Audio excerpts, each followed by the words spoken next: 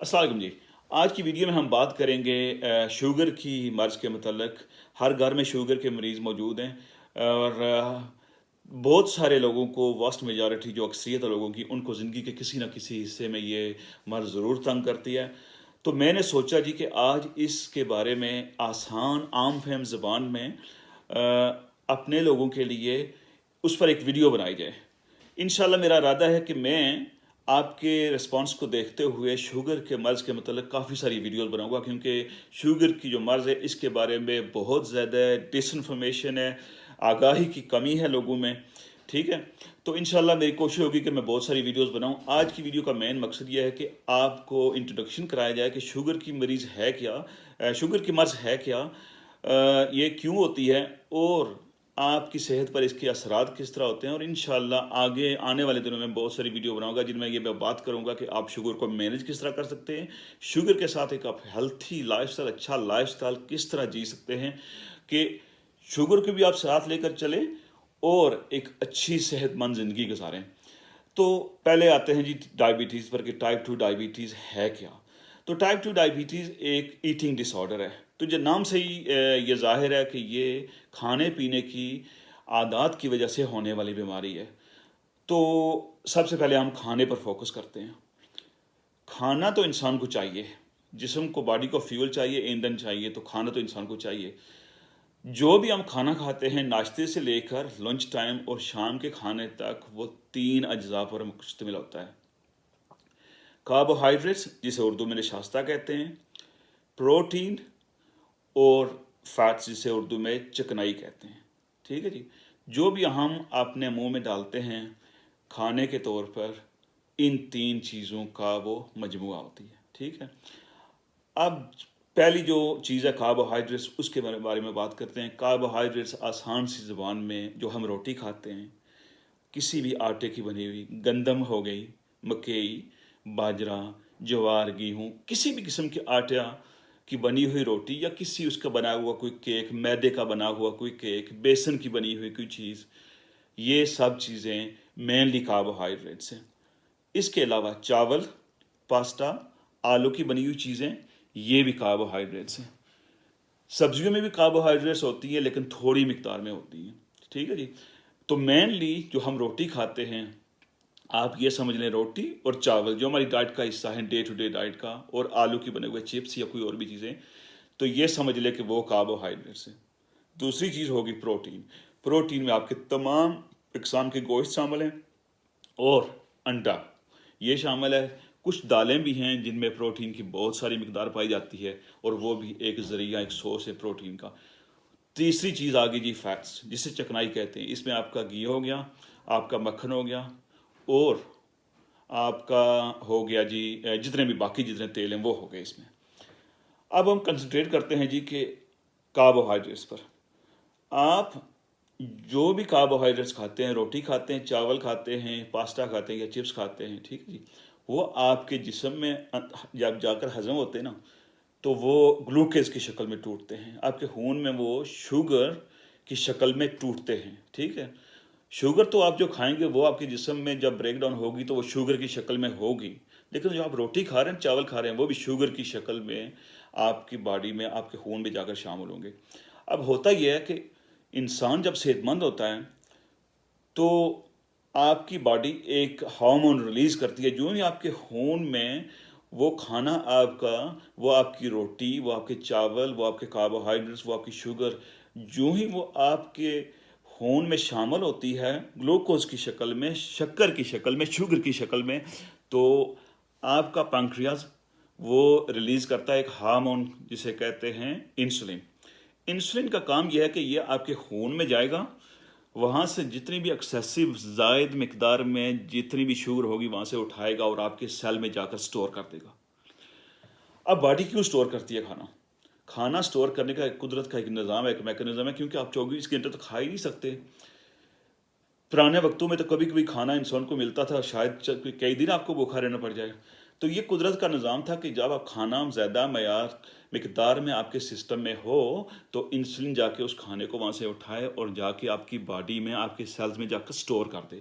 ठीक है जी, अब मॉडर्न लाइफस्टाइल में प्रॉब्लम यह है कि हम बहुत ज़्यादा खा रहे हैं और बहुत ज़्यादा कार्ब्स खा रहे हैं, ठीक है। कार्ब्स जो खा रहे हैं, सिंपल कार्ब्स खा रहे हैं, ये बात मैं आगे जाके मैं वीडियो करूँगा, लेकिन ये है कि जितनी ज़्यादा बार हम खाना खाएंगे इतनी ज़्यादा बार इंसुलिन ट्रिगर होगी और आप वो यूज़ होगी, क्योंकि उसने वहाँ से शुगर उठानी है और जाके स्टोर करनी है। अब कोई भी चीज़ जब उसको बहुत ज़्यादा इस्तेमाल करेंगे तो वह अपनी इफादियत खो देगी, ठीक है। जिस तरह कहते हैं ना कि किसी के घर बार बार जाना भी ना वो आपकी कदर कम कर देता है, ठीक है।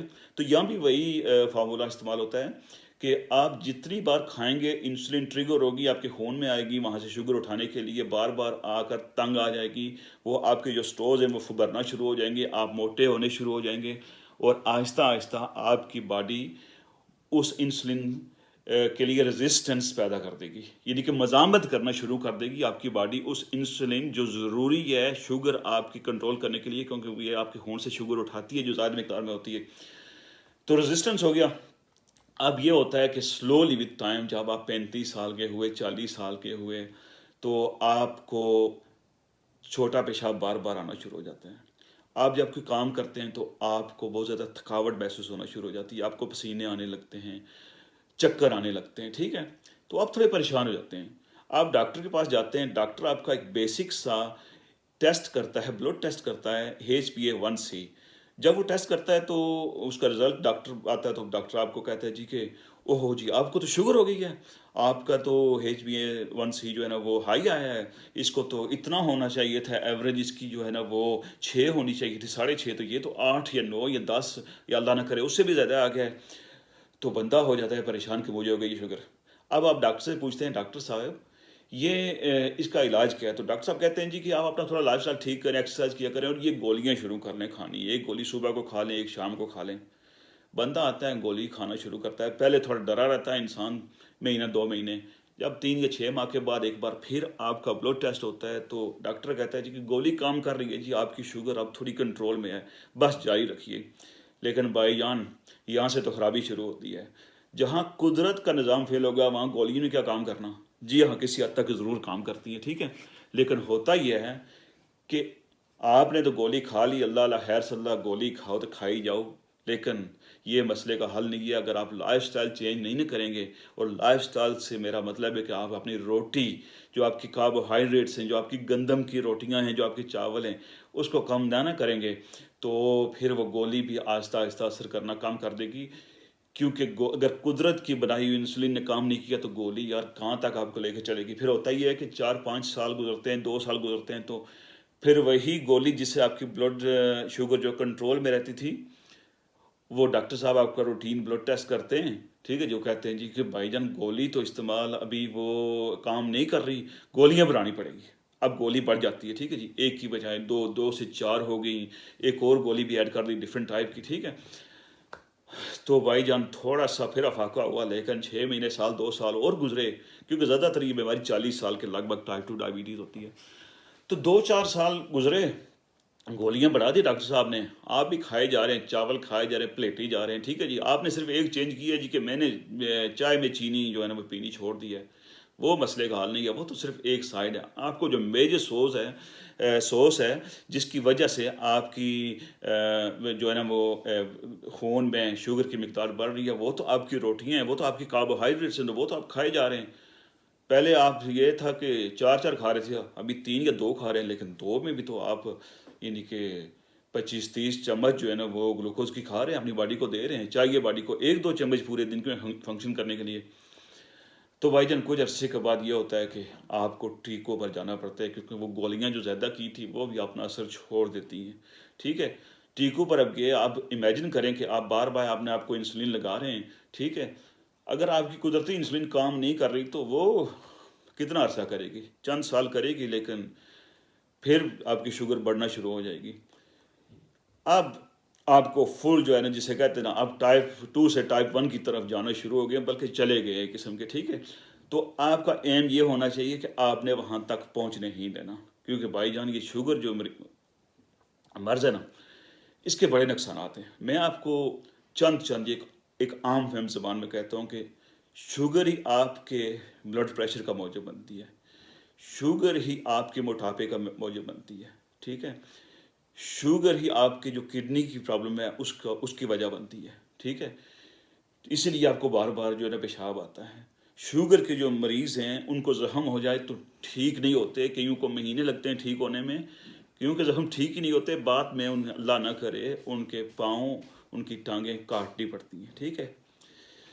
उसके अलावा ये स्ट्रोक की भी वजह बनती है, क्योंकि जो आपके खून में अज़ाफ़ी शुगर की मिकदार होती है, वो जब खून आपके पूरे जिस्म में जब वो सर्कुलेट करता है, जब जाता है, तो वो एक सैलाब लाता है। नो, ये ऐसा सैलाब नहीं होता कि वो फौरी काम तमाम हो गया। इस सैलाब के असरात जो है ना, वो आहिस्ता आहिस्ता आपके सामने आते हैं, आने वाले चंद सालों में सामने आते हैं, जो डिफरेंट बीमारियों की शक्ल में आपकी आई साइट मुतासर होती है, लोग अंधे हो जाते हैं, ठीक है जी। तो ये हो गए असरात, ठीक है।